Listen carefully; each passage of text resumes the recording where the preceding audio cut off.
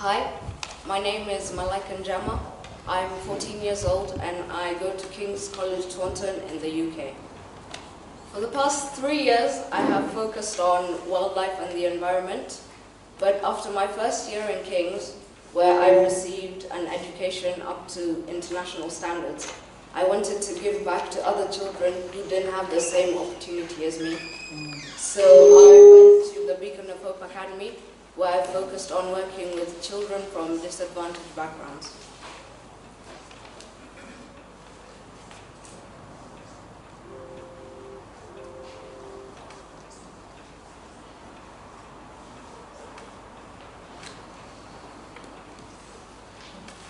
The Beacon of Hope organization includes a healthcare center, a VCT clinic, a youth center, a vocational college, as well as a formal school known as the Beacon of Hope Academy.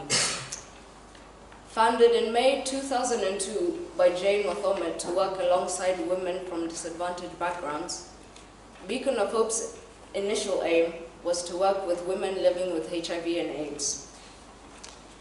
They help the women by providing them with income-generating activities like weaving and beading, by allowing them to come work at the center and sell their work, therefore giving them money to take care of themselves and their family.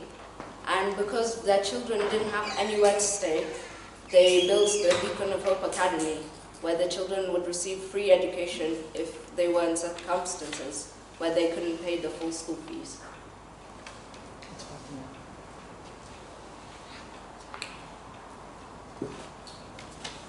What is the problem? Children are orphaned as a result of HIV and AIDS and left vulnerable and alone. The Beacon of Hope Academy and their organization is an example of how a community can work together to solve this problem. Because these children had parents who lived with HIV and AIDS, there's a taboo where they believe HIV/AIDS is like a curse, and the community shuns these children and they have nowhere to go. The Beacon of Hope Center provides them with a place to stay as well as education, which is necessary in opening doors in their future.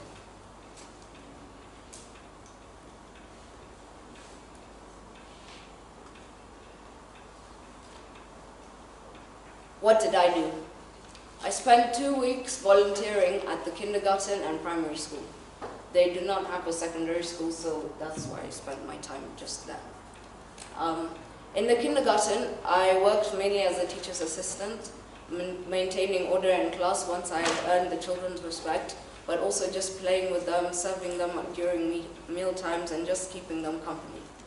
In the primary school, they were about to go into their exams, so I worked in the library, getting the past papers for them to do the exam revision in class.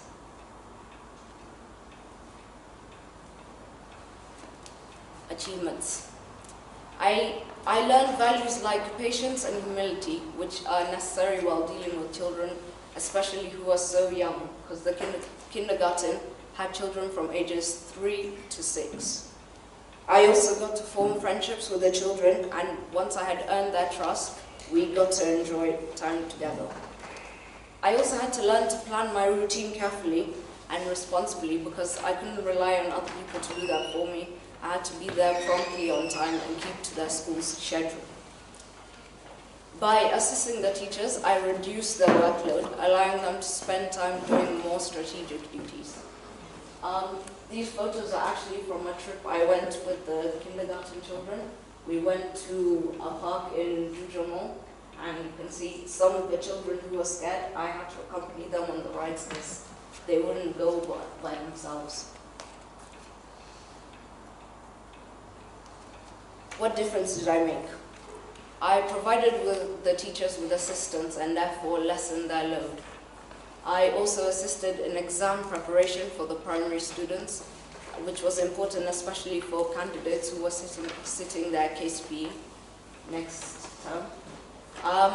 Once I had earned their respect, I brought order to the classroom. I also got known as a teacher. It was actually very fun. Because I'm someone from outside the community, someone from a different environment, I enrich their social experience because I got to communicate with someone different, get to know me as I got to know them. And on one occasion, there were some American nursing students who came to polish the children's teeth.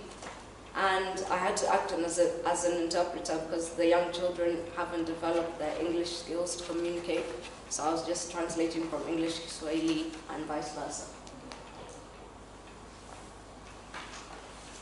Lessons learned. I learned how to work with younger children, especially brushing up on my patience and humility, because once you saw the backgrounds that the children came from, you got to really appreciate your own background. I had to plan my time, plan what I was going to do every week I spent. I had to work out what I was going to do every day. I also had to brush up on my time management skills. But I got the opportunity to work with people from a diverse environment. On the right there, we see a picture of a family. The girl in the middle, her name is Seth, and I met Seth when I accompanied a social worker on a home visit. Seth and her family live in a one-room house where that's their bedroom, their kitchen, their sitting room. That's where everything happens.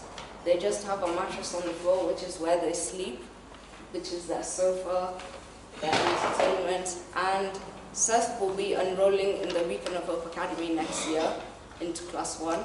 So she's 6 years old, but this move will make such a big difference in her life. And this is just an example of how Beacon of Hope Center is actually helping people from the community.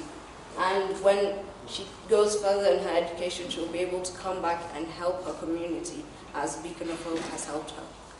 Thank you.